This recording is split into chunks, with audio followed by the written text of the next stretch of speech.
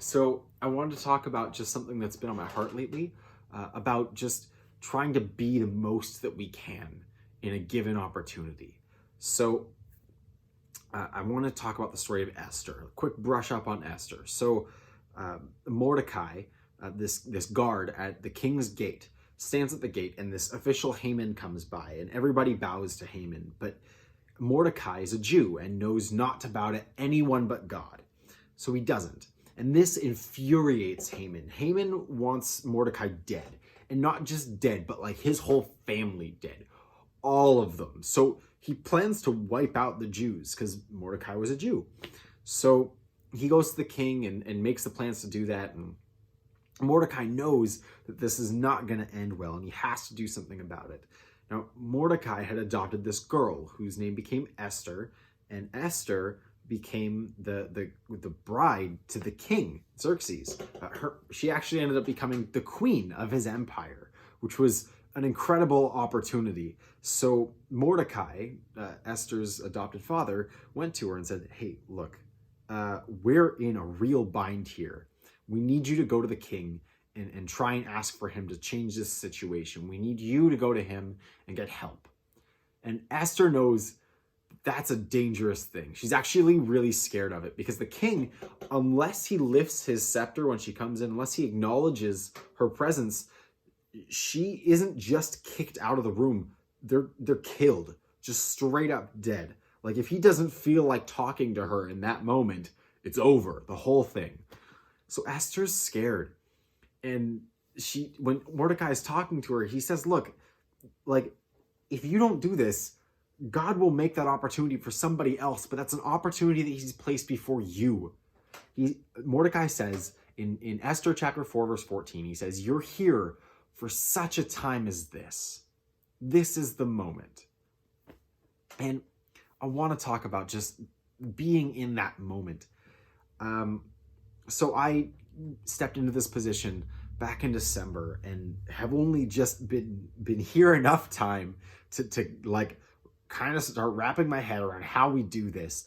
And then all of a sudden, everything that I knew about what we were doing just disappeared, and it all had to be done differently. And I know you guys probably feel the same way about a lot of things going on in your life, that like things were just going and all of a sudden it's gone. And we're like, hey, what the heck are we supposed to do about that? And I want to just remind you, because I'm holding on to this one thing, that there was build up to where we are right now. There was preparation for that. For me, I went to Bible college for 4 years and I went through this long application process where finally the leadership team determined, all right, this is the guy that we want to step into this role. And only just in time for me to vaguely know what I'm doing before this changes everything. And it makes me feel like I am clearly in where I'm at in life for what I'm doing now, for this kind of time.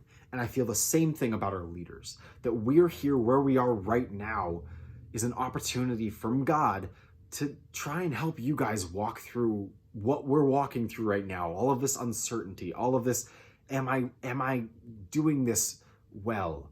Am I taking this time and spending it well? Are we doing what we can to make the most of every opportunity? And I just want to express that God gives us opportunities all the time in these sort of things. Even in all of this, opportunities to spend more time with your family, to grow closer to a brother or sister like you haven't before, because you're with them all the time now.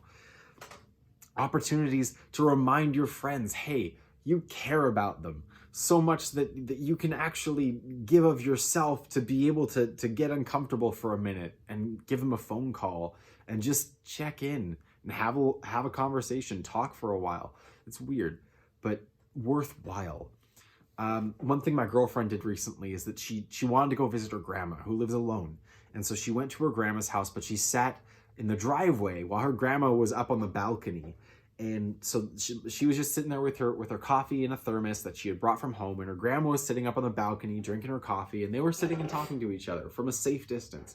And man, oh man, is that a beautiful way to just show love to somebody else, to just try and be there for somebody else and make the most out of an opportunity. I know that we all have those kind of things in just the little moments, to call a friend, to tell your family that you love them, to do something for each other. And those opportunities are fulfilling.